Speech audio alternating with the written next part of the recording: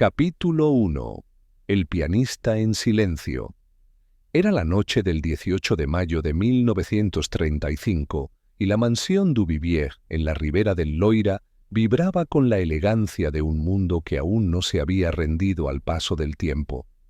El gran salón de mármol blanco, con sus candelabros de cristal de Baccarat y sus columnas jónicas, albergaba aquella noche una velada privada para celebrar el anuncio de compromiso de la célebre pianista Élodie Barnier y el joven vizconde Lucien de Mareuil.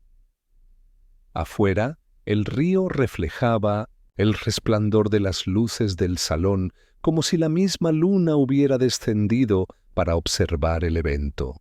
Dentro, el murmullo de conversaciones en francés, inglés y alemán flotaba sobre el aire impregnado de perfume caro y notas de champán rosado. La anfitriona, Madame Cécile Duvivier, se desplazaba entre los invitados con la gracia de una bailarina retirada, a pesar de que nadie sabía si había bailado alguna vez. Había algo teatral en cada gesto suyo. Su vestido color ciruela y sus perlas auténticas contrastaban con su mirada dura y calculadora. Pero todos esperaban lo mismo aquella noche, el estreno del vals inédito compuesto por Élodie Barnier para su prometido. La pieza aún no tenía título. Algunos invitados, músicos y aristócratas por igual lo llamaban en broma el vals del compromiso. Nadie lo había escuchado. Élodie había insistido en mantenerlo en secreto hasta el día de la fiesta. A las 11 en punto, todos se reunieron alrededor del piano de Cola Erard. Las copas se detuvieron en el aire. Las conversaciones cesaron. Élodie, vestida de blanco marfil, tomó asiento frente al teclado con una sonrisa que no alcanzaba sus ojos. Y luego no tocó una sola nota. En lugar de música, lo que se oyó fue un grito. Venía del ala este de la mansión. El silencio que le siguió fue más estridente que cualquier nota que Élodie hubiera podido tocar. Un invitado, el joven crítico musical Alain Rousseau, corrió escaleras arriba. Otros lo siguieron. Madame Duvivier, tras soltar su copa sin mirar dónde caía, fue la tercera. En la habitación del ala este, decorada con retratos antiguos de compositores franceses, yacía el cuerpo sin vida del vizconde Lucien de Mareuil. Vestido, aún con su smoking, el joven estaba tendido sobre la alfombra con la cabeza ladeada hacia un costado, la mirada congelada y la piel azulada alrededor de los labios. Encima del escritorio, un pequeño frasco de cristal con restos de un líquido rojizo y junto a él una hoja de papel pautado, vacía, sin una sola nota escrita. El vals, al parecer, nunca había sido compuesto. Capítulo 2. Los ecos de una noche incompleta. La policía local había llegado con admirable rapidez, pero no con admirable eficiencia. El inspector Bertrand Levesque, un hombre corpulento de rostro perpetuamente congestionado y bigote poco disciplinado, intentaba imponer orden entre los murmullos y los gritos. Madame Duvivier insistía en que no se cerraran las puertas, que aquello era una tragedia, sí, pero también un error, un malentendido quizá, una confusión médica. El doctor Marchand, un invitado de la velada y médico de cabecera de la familia, Mareuil, fue el primero en agacharse junto al cuerpo. Veneno, murmuró tras un breve examen, pero no puedo decir cuál. Mientras tanto, Élodie Barnier había sido llevada a uno de los salones pequeños, donde permanecía sentada sin moverse, la vista clavada en un punto indefinido. No había llorado. No había dicho una palabra. Debemos «Quedarnos todos aquí», anunció el inspector Lebec con voz autoritaria pero cansada. «Nadie sale de la mansión hasta que terminemos de interrogar a cada uno. Esto ya no es una velada, es una investigación de homicidio». El salón azul, decorado con tapices del siglo XVIII y un reloj dorado que marcaba las horas sin piedad, fue elegido como punto de reunión para los principales testigos. Los invitados fueron divididos en dos grupos, los íntimos y los acompañantes sociales. Fue en el primero donde el verdadero círculo cerrado comenzó a dibujarse, como una partitura que esconde una disonancia. Élodie Varnier, la prometida, era sin duda la figura central. Pianista de fama internacional, había conocido a Lucien apenas un año antes, durante una gala de caridad en Viena. Algunos decían que su relación había sido un torbellino romántico, otros que era una unión conveniente para ambas familias. Lo cierto es que en las últimas semanas, según comentó discretamente la señorita Rochefort, una amiga del conservatorio, Élodie se mostraba más distante, más pensativa, como si le pesara algo que no podía decir. Madame Cécile Duvivier, la anfitriona, era una presencia dominante. Viuda de un diplomático y mecenas de artistas, era conocida por organizar eventos artísticos de alto perfil. Tenía un vínculo estrecho con la familia Mareil desde hacía décadas, pero no ocultaba su decepción ante la elección de Lucien. Lo había dicho en voz baja, pero lo suficientemente alto para que se oyera. «Élodie es brillante, pero no es de nuestra sangre». Su mirada dura no se ablandó ni siquiera ante el cadáver. Alain Rousseau, el joven crítico musical, se había mostrado especialmente entusiasta por la velada. Era un admirador declarado de Élodie y había escrito múltiples artículos ensalzando su virtuosismo. Pero algunos notaban un tono demasiado personal en su aprecio. Su carrera, según rumores, no despegaba tan rápido como su ego. Geneviève Maréville, hermana mayor del fallecido, se encontraba sentada junto al ventanal, con los labios apretados y las manos cruzadas. Era una mujer inteligente, aguda en sus observaciones y devota de la tradición familiar. Ella y Lucien habían discutido públicamente días antes sobre la posibilidad de vender una propiedad ancestral para financiar la boda y la carrera de Élodie. François Delorme, el representante artístico de Élodie, un hombre de mirada serpentina y modales impecables, parecía estar más preocupado por el impacto mediático del evento que por la tragedia en sí. Lo primero que dijo tras confirmar la muerte fue: «¿Y qué diremos a la prensa mañana?». Y por último, Henri Balfour, compositor retirado y mentor de Élodie en sus años de formación. Vivía en una pequeña casa en los terrenos de la mansión Duvivier y había sido visto conversando acaloradamente con Lucien días antes. Nadie sabía sobre qué. La policía comenzó los interrogatorios con torpeza. El inspector Lebec tomaba notas apresuradas mientras los testigos se contradecían en tiempos, actitudes y frases dichas. Nadie vio a Lucien beber nada fuera de lugar, pero todos recordaban que se retiró brevemente al despacho de la señora Duvivier una hora antes del anuncio musical. Algunos dijeron que Élodie lo acompañó. Ella no lo confirmó ni lo negó. Fue entonces, en medio del caos metódico de la investigación francesa, que un nuevo elemento entró en escena. Un hombre de mediana edad, elegante hasta la exageración, con bigote perfectamente delineado y un maletín de cuero reluciente en la mano derecha, se presentó en la puerta principal sin anunciarse. Su acento belga, al hablar con el mayordomo, era inconfundible. Mi nombre es Hércules Poirot, dijo con calma. Recibí esta noche una carta urgente del señor Lucien de Mareuil solicitando mi presencia. Decía que temía por su vida. Y por algo más, una verdad que aún no había sido escrita. Todos giraron la cabeza. El reloj del Salón Azul marcaba exactamente la medianoche. El vals nunca fue compuesto, pensó Poirot al contemplar el ambiente cargado de secretos. Pero la sinfonía del crimen ya había comenzado. Capítulo 3. El hombre que escucha el silencio.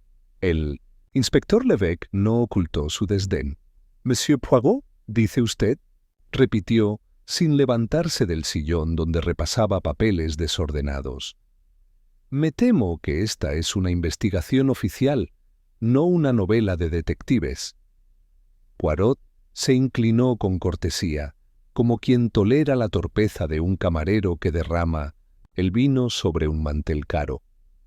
«Precisamente, monsieur, y es por eso que estoy aquí, porque cuando la realidad se vuelve más complicada que la ficción, es que ya hemos cruzado al territorio de lo imposible». Madame Duvivier, de pie junto a la chimenea, fue la primera en intervenir. «Si Lucien lo convocó, señor Poirot, entonces su presencia es justificada. Y si puede ayudarnos a entender esta horrible noche, tiene mi permiso para quedarse». El inspector resopló, pero no protestó más. Poirot simplemente asintió con modestia y dirigió su mirada hacia el centro del salón, donde aún permanecían algunos objetos recogidos de la escena del crimen. El frasco con el líquido rojizo, la hoja pautada sin escribir, un pañuelo con iniciales bordadas, LM, y un alfiler roto con forma de clave de sol. «¿Ha sido enviada la sustancia del frasco al laboratorio?», preguntó Poirot mientras se inclinaba para examinarlo sin tocarlo. «Enviada esta misma mañana.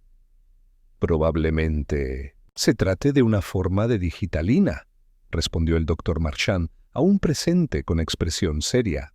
«Se encuentra en algunas plantas ornamentales del jardín, pero en dosis tan pequeñas que requeriría una preparación deliberada».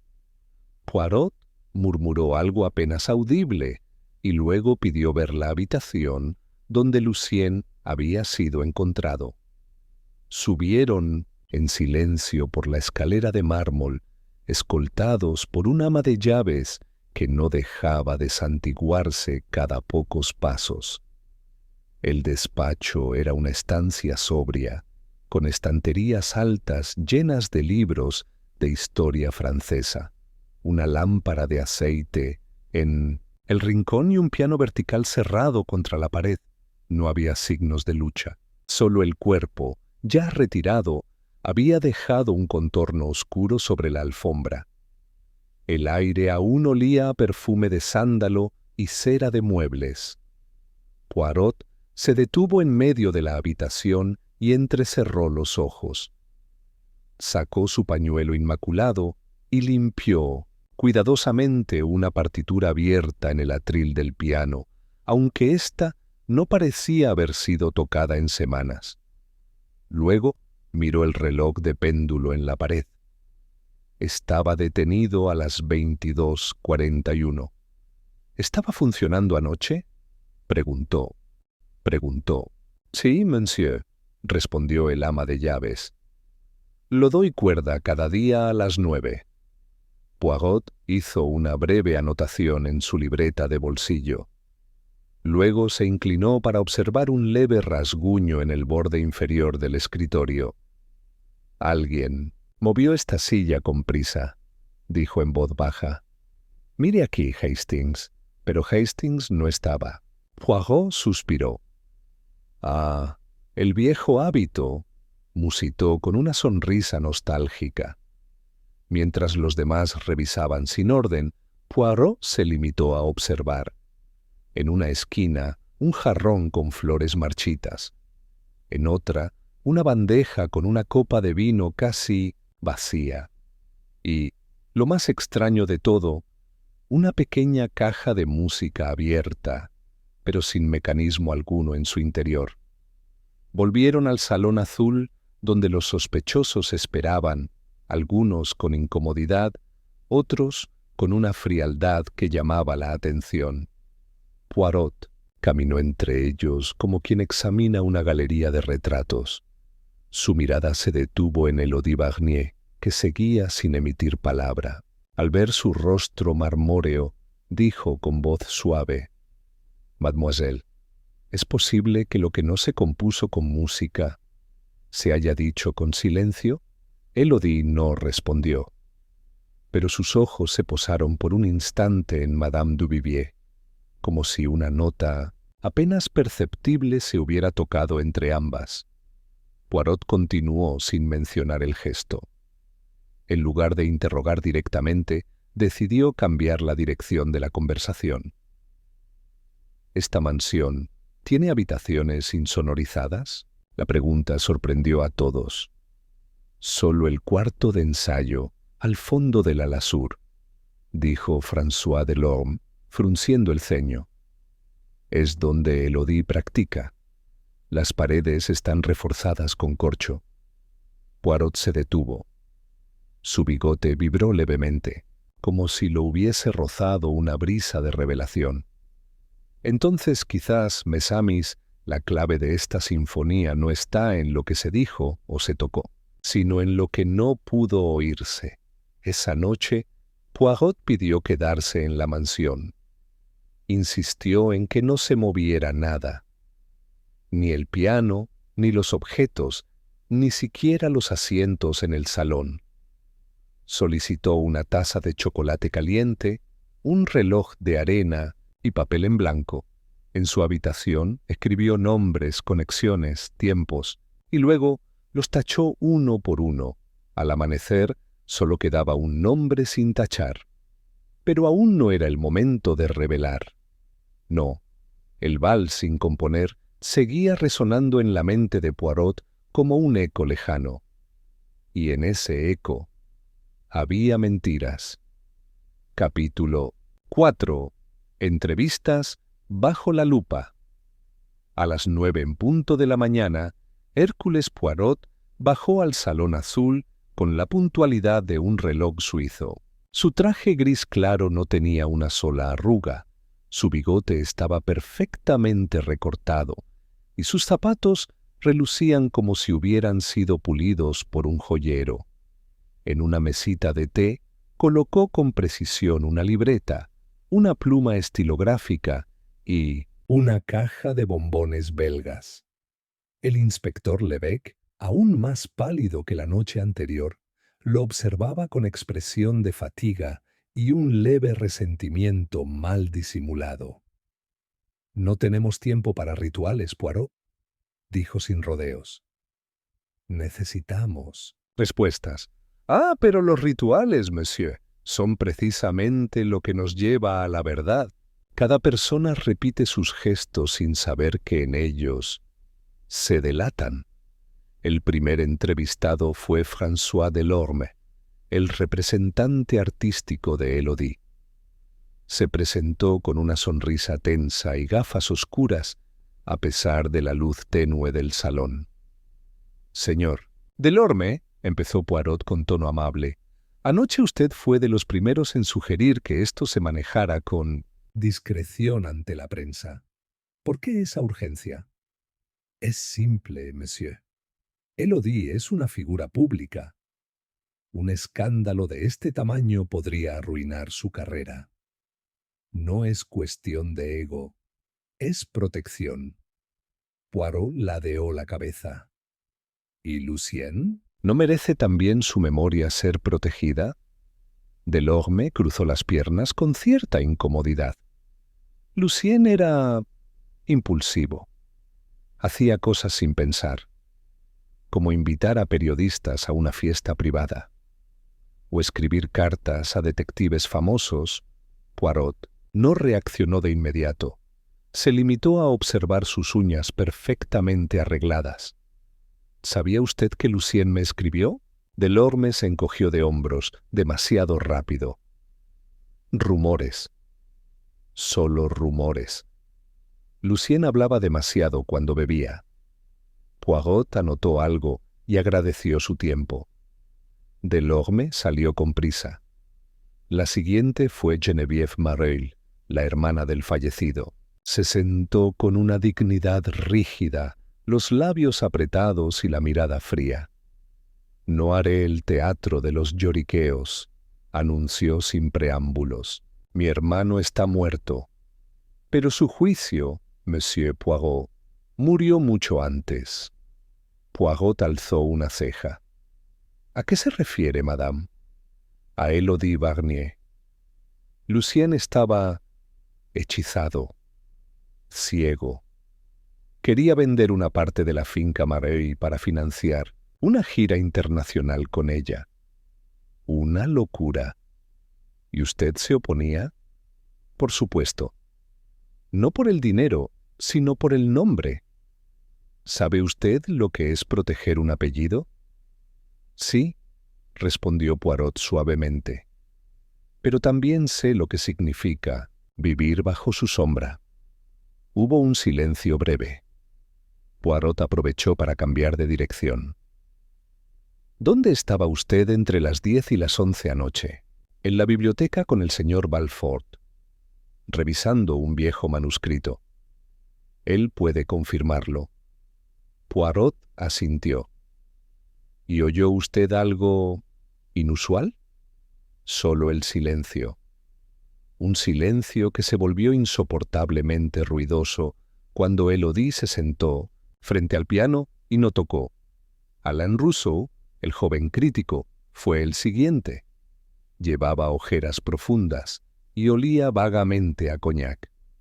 No me mire así, Poirot. Sé lo que piensa. ¿Y qué pienso yo, Monsieur Rousseau? Que estoy celoso de Lucien, que deseaba a Élodie. Y sí, la deseaba. ¿Quién no lo haría? Es arte encarnado. Y Lucien era un diletante. Sin embargo, usted escribió elogios sobre su compromiso. Rousseau rió con amargura. Palabras vacías para mantener el acceso, como todos en esta casa. ¿Qué quiere saber? Poirot lo estudió detenidamente.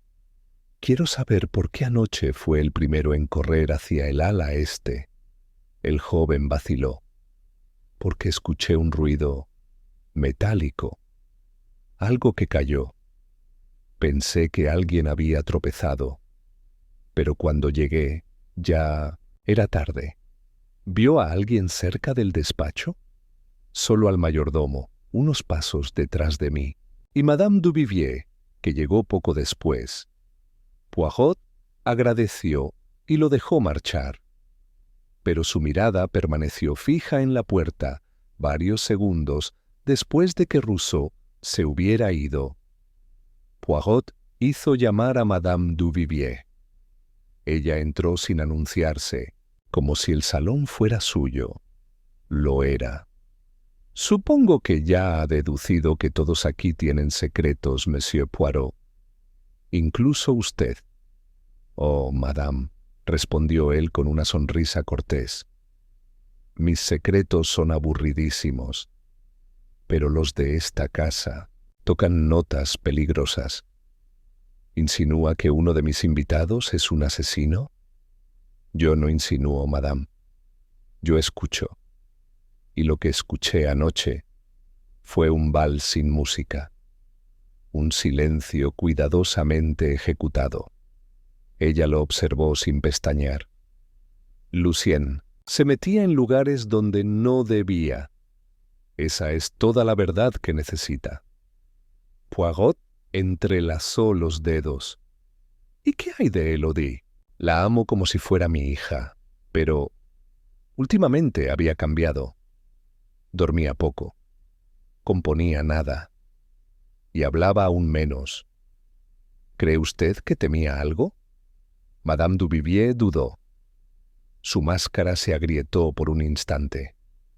No sé si temía algo, Poirot, pero sí sé esto. La última pieza que Élodie compuso La destruyó antes de que alguien pudiera escucharla. Cuando Élodie finalmente entró, no habló. Poirot no le hizo preguntas. Solo colocó en la mesa la hoja pautada vacía encontrada junto al cuerpo de Lucien. «Mademoiselle, ¿por qué no lo compuso?» Élodie lo miró. Sus labios se entreabrieron, y por primera vez en toda la noche una lágrima silenciosa recorrió su mejilla. Pero aún no habló. Poirot se levantó. «Está bien, el vals puede esperar. Pero sepa esto, mademoiselle, toda melodía, incluso la más callada, tiene su final». Poirot ya comenzaba a escucharlo. Capítulo 5. La notación del engaño. La mañana avanzaba con la lentitud de un metrónomo mal calibrado. El cielo se había nublado sobre la mansión Duvivier, y una llovizna fina caía sobre el jardín como si el mismo clima sintiera la necesidad de susurrar. Poirot se encontraba en la biblioteca cuando el inspector Lebec entró apresurado, con expresión de triunfo apenas contenida. «Tenemos algo», declaró agitando un pañuelo entre los dedos como si fuera un trofeo. «Lo encontramos oculto detrás de un libro de partitura en la habitación de Alain Rousseau». Poirot alzó las cejas con un gesto casi cómico. «¿Un pañuelo? ¿Y eso lo emociona, inspector?» «Tiene manchas del mismo líquido rojizo hallado en el frasco junto al cuerpo. Y lo mejor, contiene las iniciales E.B». El inspector sonrió como quien ya redacta el informe final. «Élodie Varnier». Rousseau mintió. Dijo que no había salido de su habitación después del interrogatorio, pero su criado lo vio regresar del ala este pasada la medianoche. Poirot se acercó lentamente. Tomó el pañuelo con 2 dedos, lo examinó con delicadeza y luego lo devolvió a su lugar como si fuera una mariposa muerta. ¿Y por qué lo escondería Rousseau si el pañuelo no es suyo? Por eso mismo. Está protegiendo a Élodie, dijo Lebec con un tono casi satisfecho. Es obvio. Amor no correspondido, devoción obsesiva. Quizás fue un accidente. Tal vez Élodie derramó el veneno en la copa sin querer. Él lo cubrió. Él limpió la escena. Poirot caminó hasta la ventana. Observó los árboles balanceándose con el viento. Sus ojos no reflejaban triunfo, sino algo más inquietante. Duda. Obsesión. Sí. Pero los obsesivos no encubren. Quieren ser vistos. Quieren ser mártires. Rousseau no encajaría en el perfil de un protector silencioso. ¿Y el pañuelo?, insistió el inspector. ¿Cómo explica eso? Poirot se giró con suavidad. ¿Conoce usted a los pianistas, monsieur? Pocos detalles escapan a su control. Los pañuelos con iniciales son comunes en su mundo. Regalos de admiradores, de patrocinadores, de colegas celosos. Ese pañuelo puede haber pasado por muchas manos. El inspector apretó los labios, contrariado.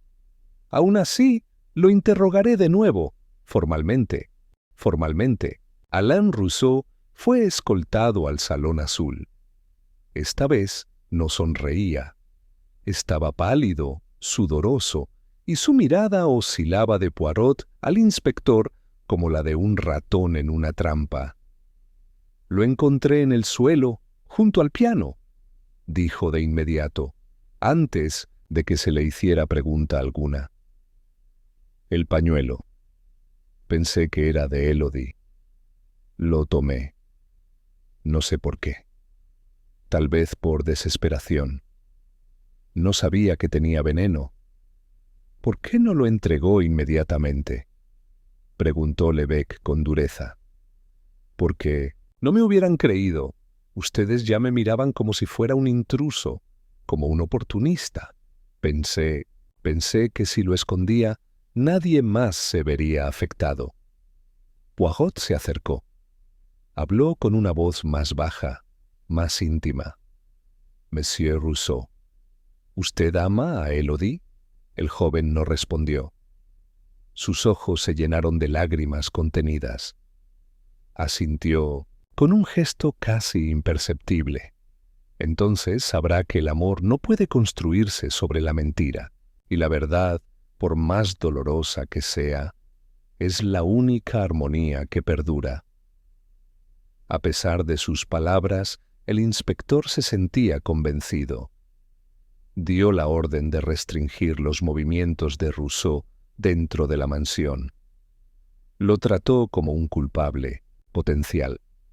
Incluso Madame Duvivier pareció asentir con cierta satisfacción silenciosa. Solo Poirot se mantenía inmóvil, como si estuviera escuchando una música que los demás no podían oír. Esa tarde caminó solo hasta el ala sur, hacia la sala de ensayo insonorizada. Al entrar, notó la perfecta disposición de las partituras, el piano cerrado, los tapices gruesos que silenciaban el eco. Pero en un rincón, casi imperceptible, algo captó su atención. Una pequeña nota manuscrita, medio escondida bajo un atril de madera. La desplegó con sumo cuidado. Eran 5 compases, notas sueltas, un fragmento de melodía, el comienzo de un vals. Pero lo más curioso no era lo que estaba escrito, era lo que faltaba, la clave. Una partitura sin clave es un mensaje sin código, sin tonalidad, sin dirección. Poirot volvió sobre sus pasos. En su mente comenzaba a dibujarse una estructura, no de notas, sino de intenciones, no de compases, sino de contradicciones. Esa noche, Poirot pidió hablar con Élodie en privado. «Mademoiselle», dijo mientras colocaba la hoja incompleta frente a ella. «¿Reconoce esto?» Ella no respondió de inmediato. Luego asintió, con una lentitud cargada de significado. «Es el inicio», dijo en voz baja. «Lo intenté, pero no pude terminarlo». «¿Porque él ya estaba muerto?» Ella levantó los ojos alarmada. Poirot negó con la cabeza. «No, porque usted supo algo que le hizo imposible seguir componiendo». Élodie se quedó en silencio. «No se preocupe, mademoiselle. Aún no es momento de confesar». «Pero tenga cuidado. La policía se distrae con el eco equivocado, y mientras tanto, el verdadero culpable continúa entre nosotros, afinando su coartada como un violinista afila su arco». Esa noche, en su habitación, Poirot escribió 3 palabras en una hoja nueva. Demasiado obvio, falso eco. Y luego, bajo ellas, un solo nombre, tachado con firmeza. Capítulo 6. La nota que no se escuchó. La mansión Duvivier se había sumido en un silencio distinto al del día anterior. Ya no era el mutismo respetuoso ante la muerte, sino el murmullo constante de pensamientos que giraban en espiral, dudas, sospechas, recuerdos editados. Poirot, en cambio, parecía ajeno a la tensión. Se paseaba por la casa con las manos entrelazadas sobre el vientre, deteniéndose a admirar un jarrón, un cuadro, una figura tallada en madera. A cada observador desprevenido parecía simplemente disfrutar de una casa elegante en tiempos difíciles. Pero quienes lo conocían, o creían conocerlo, sabían que cada pausa suya era una observación y cada comentario trivial una provocación velada. A media mañana propuso un paseo informal por los jardines. Los 6 principales sospechosos fueron invitados uno por uno a acompañarlo. No como interrogatorio, sino como conversación. El primero fue Henri Balfour, el compositor retirado. Caminaban entre los setos recortados cuando Poirot mencionó casualmente: «La música tiene sus propias reglas, como las matemáticas, ¿no es así? Más flexibles, diría yo, respondió Balfort con voz grave. Una nota fuera de lugar puede ser error o genio. Poirot sonrió. Y un silencio inesperado puede ser confesión. Balfort lo miró de reojo. ¿Habla de música o de otra cosa? Ah, monsieur, de ambas. Porque este crimen, para mí, tiene estructura de sonata. Una exposición clara, un desarrollo engañoso y pronto una recapitulación reveladora. Balfort no respondió, pero su paso se hizo más lento. ¿Qué piensa usted del talento de Élodie? Prometedor, pero indisciplinado. ¿Y de Lucien? Un mecenas entusiasta. Nada más. Poirot asintió. No preguntó más. Más tarde, Poirot se encontró con Geneviève. Mareuil en el invernadero. Ella regaba orquídeas con la eficiencia de quien siempre controla el entorno. Él tomó una maceta vacía y la examinó. ¿Qué planta había aquí? Una digital. La quité esta mañana. No era decorativa. Poirot fingió sorpresa. ¿Digitalina? Qué curioso. Justo el veneno que mató a su hermano. Ella lo miró con frialdad. Las digitalis se encuentran en la mayoría de jardines nobles, Monsieur Poirot. No es prueba de nada. No, no, dijo él sonriendo. Pero en un crimen como este, a veces lo que se elimina dice más que lo que se conserva. La hora del té, Poirot se sentó con François Delorme en la terraza. Entre sorbos lentos y cucharadas de azúcar perfectamente medidas, habló como quien comenta un artículo de periódico. ¿Sabe usted, monsieur, que Lucien estaba pensando en cambiar su testamento? Delorme casi dejó caer la taza. Eso es, ¿cierto? Lo insinuó en su carta. Dijo que alguien cercano a él se aprovechaba de su generosidad. No dijo quién. El representante se recostó en la silla, tenso. No era un hombre fácil. Generoso, sí, pero volátil. Se dejaba llevar por impulsos. Y luego se arrepentía. Cambiar testamentos, cancelar conciertos, enviar detectives. Ah, pero lo último fue lo más acertado que hizo, murmuró Poirot. Solo un hombre verdaderamente en peligro hace algo tan teatral como eso. Delorme no contestó. Bajó la mirada y jugó con la cucharita. Finalmente, por la noche, Poirot pidió reunir a todos en el Salón Azul, no para una revelación, sino para una reflexión compartida, como él la llamó. Los invitados se sentaron con incomodidad. El reloj marcaba las 8 y las luces tenues proyectaban sombras alargadas sobre las paredes cubiertas de retratos. Poirot se puso de pie. Mesdames et messieurs, no vengo a acusar, vengo a recordar.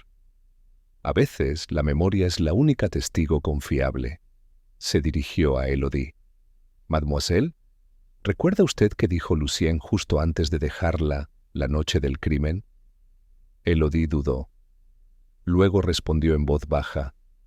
Me dijo, cuando esto termine, entenderás por qué lo hice.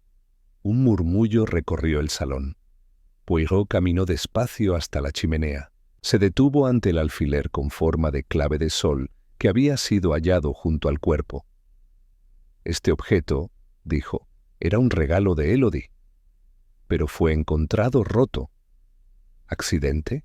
¿O señal? Los asesinos dejan pistas, incluso sin querer. Giró hacia Alain Rousseau. ¿Y usted, monsieur? ¿Qué oyó realmente cuando subió? ¿Un grito o un sonido más sutil? Rousseau tragó saliva. Un golpe, como algo de metal cayendo, y luego un crujido. ¿Una silla, tal vez? Poirot apuntó. ¿O una caja de música cayendo al suelo. Nadie habló. Poirot alzó una ceja. Oh, mes amis, qué curioso que todos en esta casa hayan escuchado nada. Y sin embargo, todos recuerdan el momento exacto en que supieron que algo había ocurrido. Un crimen silencioso, pero con eco. Cuando la reunión terminó, nadie se sentía más tranquilo. De hecho, la tensión había aumentado.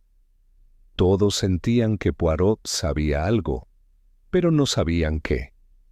En su habitación, esa noche, Poirot encendió una vela y colocó frente a él 5 objetos: el pañuelo, el frasco, el fragmento de partitura, el alfiler roto y una foto de Lucien en su piano. Uno de ellos, pensó, es la clave.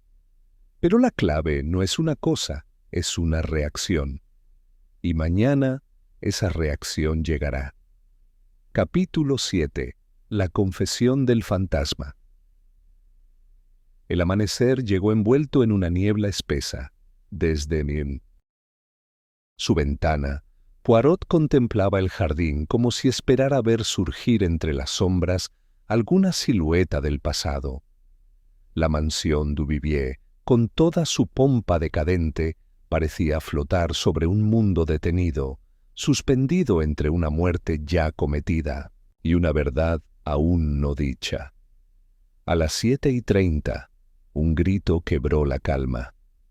Fue el ama de llaves quien lo lanzó al abrir el armario de la sala de música y encontrar allí a Henri Balfour, el viejo compositor, desplomado sobre el suelo, con los ojos cerrados y un sobre arrugado en la mano. «¡Está muerto!», chilló la mujer. Poirot llegó antes que el inspector. Se arrodilló junto al cuerpo, examinando el rostro grisáceo de Balfour. A diferencia de Lucien, no había espuma, ni decoloración en los labios, ni rastro de veneno aparente. «No», murmuró Poirot tras tocar su cuello, «no está muerto. Está inconsciente. Sedado, quizá». Un pequeño frasco vacío cayó de la manga del anciano cuando lo movieron. Olía vagamente a opio. «¿Intento de suicidio?», aventuró Lebec cuando llegó jadeando. «¿Una confesión?». Poirot tomó el sobre arrugado con cuidado. Dentro, una hoja escrita a mano, con una caligrafía temblorosa pero intensa. El detective leyó en silencio. Luego dobló el papel y lo guardó en su bolsillo interior. «No, monsieur. No es una confesión. Es algo más complicado. ¿Va a compartirlo? Pronto, pero primero debe despertarse. Hay cosas que solo pueden aclararse con los ojos abiertos».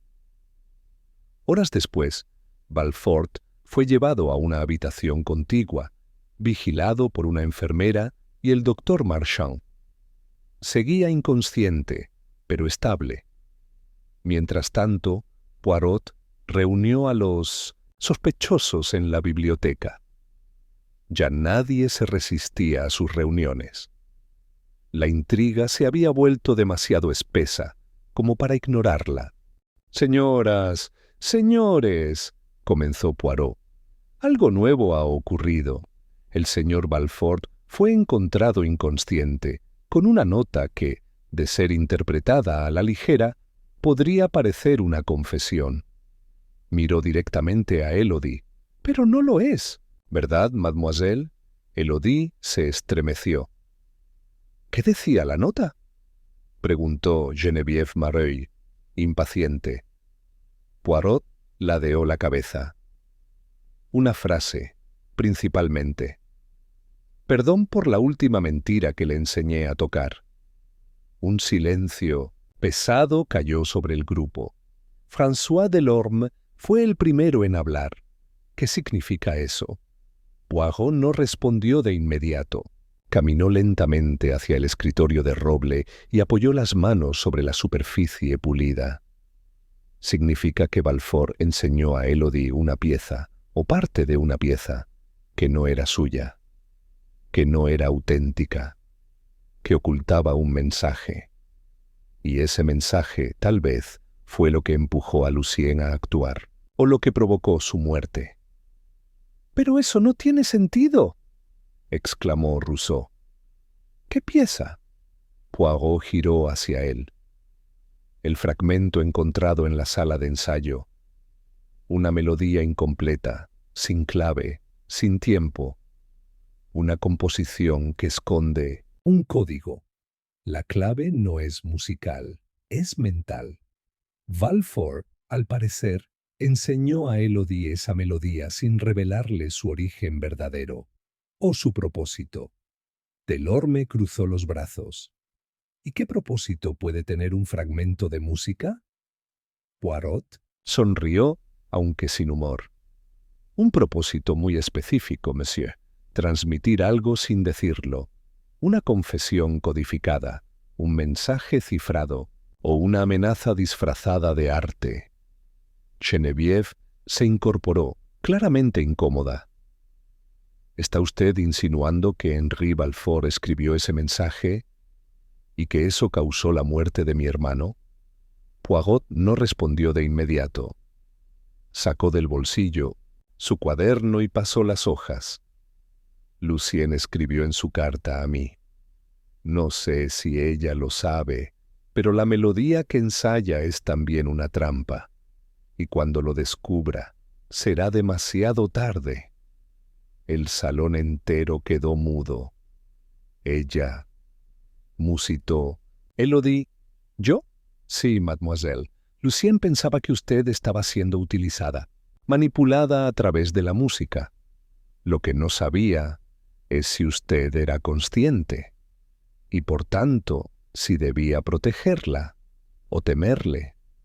Unas horas más tarde, Poirot pidió visitar nuevamente la habitación donde se encontró inconsciente a Balfour.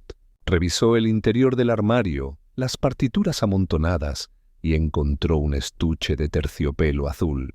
Dentro, una flauta de marfil, tallada con símbolos. No notas. Símbolos. Poirot la tomó con delicadeza. La observó contra la luz. Luego la guardó. Al salir, se cruzó con el doctor Marchand. ¿Puede hablar ya? Apenas murmura. Nombra el nombre. De Élodie una y otra vez. Poirot asintió. El vals que nunca fue compuesto, tal vez no fue escrito en papel. Tal vez fue escrito en la mente de un hombre atormentado. Y eso, doctor, es más difícil de borrar. Esa noche, Poirot convocó una reunión más, pero no en el Salón Azul.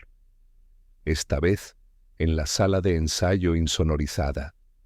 Allí, colocó el fragmento de partitura incompleta sobre el atril.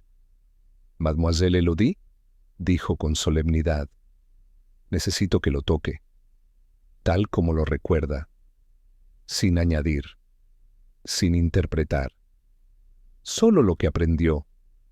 Élodie dudó. Luego, sin decir palabra, abrió el piano, colocó sus manos sobre las teclas y tocó 5 compases, nada más. Pero en ese instante, todos los presentes sintieron que algo se había dicho, sin palabras. Al terminar, Poirot cerró los ojos. «Gracias». Luego se giró hacia los demás. «Ahora lo sé. Ya no hay disonancia, y el silencio que siguió ya no era confusión. Era preludio». Capítulo 8. El compás invisible. El eco de los 5 compases interpretados por Élodie seguía suspendido en la sala de ensayo como una fragancia que se niega a disiparse. Nadie habló durante varios segundos. Incluso Alain Rousseau, que solía llenar cualquier vacío con opinión, permaneció inusualmente callado. La melodía, por simple que fuese, tenía algo inquietante. No era su armonía, que era correcta, pero incompleta, ni su ejecución, que había sido limpia, precisa, sino su ausencia de cierre, como un acertijo abierto sin solución inmediata. Poirot, de pie cerca del piano, parecía haber entrado en otro plano. Miraba fijamente las teclas como si cada una contuviera una palabra, una verdad codificada. Luego, sin volverse hacia los presentes, habló. Una pieza musical incompleta no es siempre un error de composición. A veces es un mensaje interrumpido, un grito sofocado. Élodie apartó la mirada. Lebec frunció el ceño. ¿A dónde quiere llegar, Poirot? A lo que fue omitido, monsieur. Porque en este crimen, el detalle más revelador no está en lo que se hizo, sino en lo que se evitó hacer. Poirot pasó el resto del día revisando papeles que otros habían ignorado. Solicitó ver las partituras de Élodie guardadas en la biblioteca, los documentos personales de Lucien que Madame Duvivier conservaba bajo llave, y pidió que trajeran de la ciudad una copia de las críticas musicales escritas por Alain Rousseau. En los últimos meses, a media tarde se encerró en el despacho donde Lucien había muerto. Con una lupa examinó el interior del escritorio, la parte inferior del atril, los bordes del marco del cuadro de Debussy colgado sobre el piano, y fue allí, al inclinarse sobre una rendija mínima en el marco, que lo encontró, una tarjeta de papel fino doblada en 3 partes, apenas visible, pegada al interior del marco con un hilo de goma envejecida. Sacarla requirió precisión, pero Poirot lo hizo sin dañar nada. La desdobló con extremo cuidado. No contenía palabras, solo un pentagrama, vacío, pero en la esquina inferior derecha una pequeña nota manuscrita decía: «Para quien entienda el silencio». Poirot la leyó una vez, luego otra, y en su rostro, apenas perceptible, surgió la sombra de una sonrisa. Esa noche, Poirot solicitó una cena ligera en su habitación. Rechazó a los criados y cerró la puerta con llave. Sobre la mesa, desplegó frente a sí los 5 objetos que había coleccionado, como si fueran piezas de ajedrez. El pañuelo bordado, el frasco con restos del veneno, el alfiler roto, la nota de Balfort y ahora la tarjeta sin notas. Cada uno decía algo distinto, pero juntos contaban la misma historia. Escribió en su libreta: silencio, fragmento, ruptura, ocultamiento, culpabilidad invertida. Y debajo de ello, una sola línea: la verdad se revela cuando uno escucha lo que no quiso oír. Al día siguiente, Poirot pidió hablar nuevamente con Madame Duvivier. La encontró en su invernadero, cortando flores con unas tijeras doradas. Su postura era firme, controlada. El sol se filtraba por los cristales, dándole un aire de retrato antiguo. «Madame, usted conocía a Lucien desde niño, ¿no es así?» «Desde antes. Conocí a su madre cuando ambas éramos debutantes», dijo sin alzar la vista. «Fui como una tía para él». «¿Y confiaba en usted?» «Totalmente». «Entonces debe de haberle confiado algo más, quizás sobre el contenido de cierta partitura sin notas». Duvivier dejó de cortar. «¿Qué sabe usted de eso?» «Solo lo que las pequeñas células grises me han enseñado a sospechar.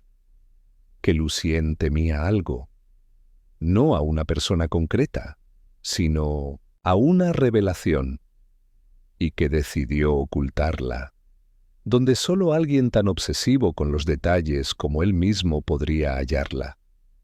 Ella lo miró por fin, con una mezcla de respeto y temor. ¿Y lo encontró? Poirot solo se limitó a levantar una ceja. «Digamos que encontré lo que nadie más supo que debía buscar». Después, Poirot pidió ver al inspector Lebec. Le entregó la tarjeta y le explicó, sin revelar nombres, que tenía una prueba que alteraría el rumbo de la investigación. «¿Por qué no me lo dijo antes?», preguntó Lebeque molesto. «Porque un asesino, cuando sabe que su coartada aún no ha sido derrumbada, se confía.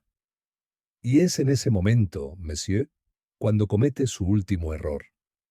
El inspector observó la tarjeta vacía con escepticismo. «¿Esto es una prueba?». «Sí», respondió Poirot. «Una prueba de lo que se temía, y de quién lo temía más». Esa noche, Poirot no escribió en su cuaderno. Solo colocó una página en blanco sobre el escritorio y la dejó allí, junto a una pluma sin tinta. «Cuando alguien entre a esta habitación», pensó, «su reacción lo dirá todo, porque el silencio no es vacío, es lenguaje. Y yo ya lo entiendo». Capítulo 9.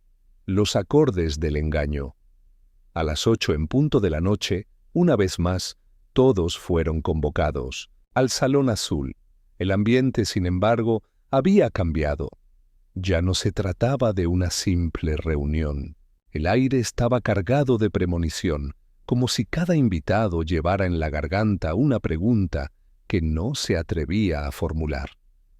Hércules Poirot, impecable en su traje oscuro, se encontraba de pie junto a la chimenea apagada, con las manos entrelazadas, detrás de la espalda y una libreta cerrada sobre la mesa. A su lado descansaba la tarjeta sin notas, visible para todos. «Mesdames et messieurs», dijo con calma, «permítanme comenzar agradeciéndoles por su paciencia. Un crimen, como una sinfonía, requiere atención a cada detalle para ser comprendido. Y créanme, cada uno de ustedes ha tocado una nota en esta partitura. Nadie habló». Poirot paseó la mirada por los rostros, la mirada desafiante de Geneviève, la incomodidad de Delorme, la expresión neutra de Madame Duvivier, la angustia contenida de Élodie, la ansiedad nerviosa de Rousseau y la ausencia de Balfour, aún confinado por indicación médica. El vizconde Lucien de Mareuil fue envenenado con una sustancia derivada de la digitalina. Eso ya lo sabemos, pero lo que aún no se ha entendido por completo es por qué. Se giró hacia el piano cerrado, caminó hacia él y colocó una mano sobre la tapa. Lucien era un hombre voluble, sí, pero también era meticuloso. Escribió una carta a mí, que no lo conocía personalmente, porque, según sus propias palabras, solo alguien que confíe en el silencio podrá encontrar la verdad. Poirot levantó la tarjeta sin notas. Esta partitura vacía fue hallada escondida en el marco del cuadro de Debussy, en el despacho donde fue hallado muerto, una tarjeta sin música, pero con un mensaje manuscrito. «Para quien entienda el silencio, Monsieur Balfour». ¿Lo reconoce? ¿No es así? Balfour cerró los ojos. No dijo nada. Poirot no lo presionó. En cambio, se giró hacia los demás. Henri Balfour robó su propia obra para regalársela a otro. Alguien que, en sus palabras, sí sabría aprovecharla. Esa persona era François Delorme, que hasta entonces se había mantenido tranquilo, frunció el ceño. ¿Qué insinúa, Poirot? Que usted no solo impulsó la carrera de Élodie, dijo Poirot, acercándose, sino que también usó su talento como vehículo para su propio beneficio. Tomó una obra muerta, incompleta, y la reempaquetó como una joya inédita. La presentó como una creación espontánea, confiando en que nadie reconocería la secuencia. Pero cometió un error. Tocó el atril del piano con suavidad. Lucien Delorme se irguió. «¡Eso es absurdo!». «No hay pruebas». Poirot levantó un dedo.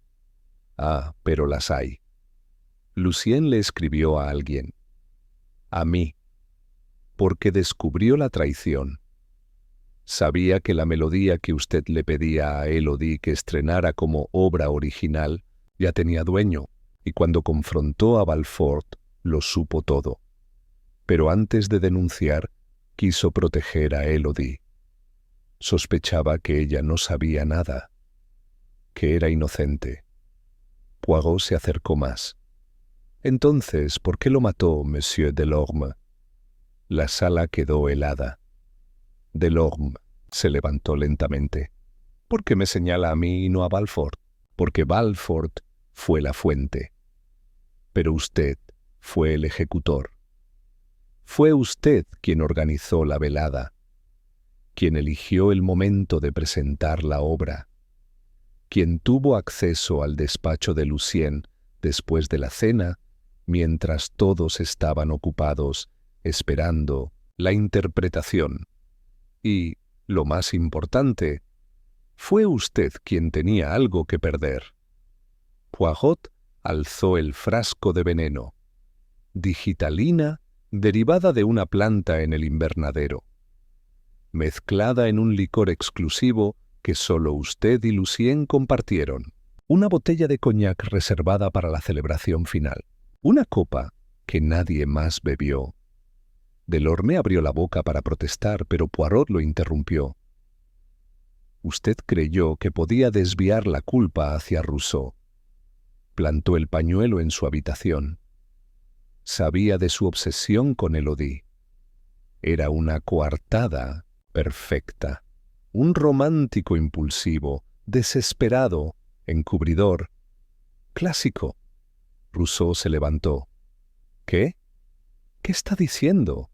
¿Él me utilizó? Sí, afirmó Poirot sin titubear.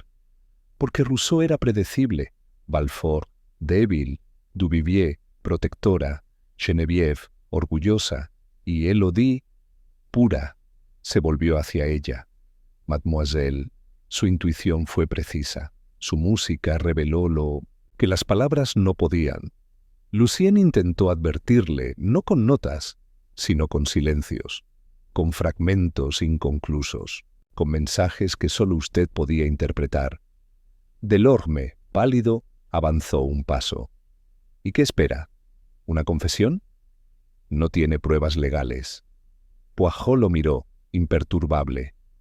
Tal vez no, pero tengo algo más fuerte. Su reacción, sus pasos, su urgencia por ocultar el pañuelo, su intento de desacreditar la carta de Lucien, su desesperación por controlar el relato. Mentiras. No, monsieur. Música. Cada uno de sus actos ha sido una nota, y yo simplemente los he ordenado, como en una partitura. Delorme retrocedió. Por primera vez se vio acorralado. Poirot se giró hacia el inspector Levesque. Monsieur, proceda. Puede arrestarlo por obstrucción, por manipulación de pruebas y por asesinato. El inspector asintió, acercándose a Delorme, que no opuso resistencia, pero antes de salir, giró hacia Élodie. Yo solo quería que el mundo escuchara lo que tú merecías tocar. Ella, con los ojos húmedos, respondió en voz baja. No a ese precio. Cuando se lo llevaron, el salón quedó en silencio. Esta vez, un silencio limpio, no el del crimen, sino el del cierre. Poirot miró una última vez los objetos sobre la mesa y supo que el vals, por fin, había terminado. Capítulo 12. El último compás. 3 días después del arresto de François Delorme, el clima en la mansión Duvivier había cambiado. La lluvia había cesado. Las nubes se habían retirado lentamente, como una cortina que permite ver el final de la obra. El jardín volvía a mostrar sus colores, aunque más apagados, como si respetara aún el luto que flotaba en el ambiente. Hércules Poirot, impecable en su abrigo gris claro, se encontraba una vez más en el Salón Azul. No había reunión esta vez. Solo una taza de chocolate humeante, una silla perfectamente centrada frente a la ventana y un cuaderno cerrado sobre sus rodillas. Entró Élodie Barnier. Vestía de negro, sin adornos. Su rostro, aunque cansado, mostraba una serenidad nueva. Se sentó frente a Poirot sin necesidad de invitación. ¿Cree que algún día podré volver a tocar esa melodía?, preguntó después de un largo silencio. Poirot ladeó la cabeza. «Oui, mademoiselle. Pero no como antes. Las notas no cambian. Pero nosotros sí. Y eso transforma la música». Ella asintió, sin apartar la vista del jardín. Él nunca me dijo nada, ni una palabra. Solo comenzó a alejarse, a dudar de mí. Y yo lo tomé como traición. Cuando en realidad, dijo Poirot suavemente, era protección. Sabía que usted no era cómplice, pero temía que al revelarlo destruyera algo que aún quería preservar. ¿Amor? Poirot negó lentamente. No, su inocencia. Hay quien cree que proteger la verdad significa revelarla. Pero para algunos, protegerla significa callarla. Élodie bajó la mirada. Yo pensé que él dudaba de mi talento, que me consideraba una impostora. Y todo este tiempo estaba tratando de salvarme. Ese fue su error, dijo Poirot con voz más firme. Confiar en el silencio cuando lo que usted necesitaba era claridad. Pero también fue su virtud. El crimen fue cometido, no por odio, sino por miedo. El miedo de ser expuesto, de perderlo todo. Se hizo un breve silencio. ¿Y Balfort?, preguntó ella. ¿Qué pasará con él? La ley no será indulgente, pero tampoco será ciega. Él no mató. Cedió, sí. Ocultó. Se dejó arrastrar por alguien más ambicioso que él. Su castigo será más moral que penal. ¿Y Madame Duvivier? Ya ha comenzado su propio castigo, respondió Poirot. Ver cómo la reputación que cultivó durante años se mancha por un escándalo que ocurrió en su propia casa. Y lo más difícil, aceptar que nunca controló tanto como creía. Élodie se levantó. Parto mañana. Tengo una invitación para una residencia artística en Ginebra. No sé si quiero volver a componer, pero sí quiero volver a escuchar. Poirot se levantó también. La miró con ternura. Escuche, mademoiselle, no solo a los otros, sino también a usted misma.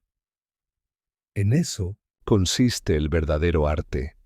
Ella sonrió, por primera vez desde la tragedia. Merci, monsieur Poirot. Salió del salón sin hacer ruido, pero Poirot no volvió a sentarse de inmediato. Se acercó a la chimenea. Allí, sobre la repisa, había una foto de Lucien joven, sonriendo con un libro bajo el brazo. La tomó entre las manos. Un hombre que murió por una verdad incompleta, murmuró. Y aún así, la verdad se reveló. Porque la verdad, monsieur Lucien, siempre encuentra su propia armonía. Esa tarde Poirot se despidió de la mansión. Mientras el coche lo llevaba por el sendero de grava, miró por última vez las torres de piedra, los ventanales altos y el cielo limpio. El caso estaba resuelto. El asesino había sido descubierto. El motivo comprendido. Las piezas encajaban como en una sonata cuidadosamente estructurada. Pero algo quedaba en el aire, no incompleto, sino abierto, como si aún hubiera un último compás. Suspendido. En el tren de regreso a París, Poirot escribió en su libreta: el crimen es como la música. Tiene ritmo, progresión y un motivo que se repite. pero también tiene disonancia. Y es ahí, en la nota que no encaja, donde siempre encuentro la verdad. Cerró la libreta, se sirvió una pequeña taza de espresso y sonrió. La verdad, mon ami, susurró para sí mismo, no siempre está en lo que se dice, está en lo que no puede decirse. Y aún así se escucha. El tren avanzaba, y con él, Poirot. Porque aunque el vals nunca fue compuesto, la justicia, como siempre, se ejecutó con precisión.